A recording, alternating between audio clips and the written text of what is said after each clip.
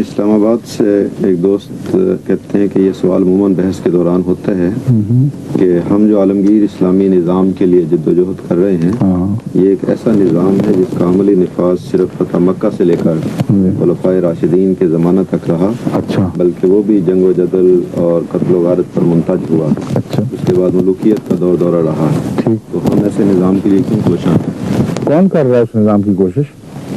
مجھے تو نہیں پتا.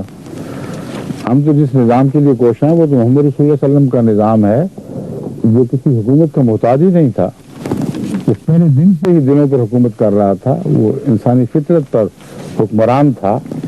محمد رسول اللہ آسمانی تاجور تھے اور جماعت احمدیہ تو اس نظام کی کوشش کر رہی ہے، اس میں تو ہم نے کبھی کوئی فتنہ نہیں دیکھا.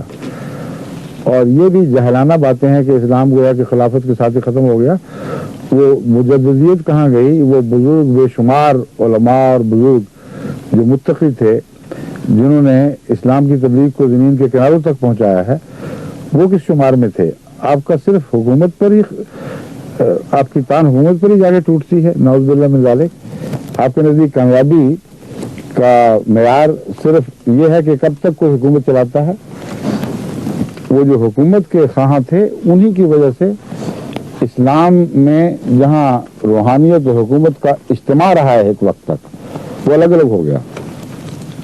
اللہ نے حکومت کی پرواہ کسی حد تک چھوڑ دی، پھر بھی خدا فضل فرماتا رہا، مگر جو اس کے رحمان رحیم کے بندے اس کی صفات سے متصف ہوتے تھے ان کا ساتھ تو کبھی نہیں چھوڑا. امت محمدیہ کی تاریخ پڑھ کے دیکھ لیں، مسلسل اللہ تعالیٰ کی رحمتوں کے نشان امت محمدیہ میں ہر صدی میں ہر ملک میں ملتے چلے آتے ہیں اور انہی سے اسلام زندہ ہے. ہم تو اس نظام کی کوشش کر رہے ہیں. آپ نے پتہ نہیں کون سا نظام دماغ میں رکھا ہوا ہے، گویا کہ ہم اس کی کوشش کر رہے ہیں.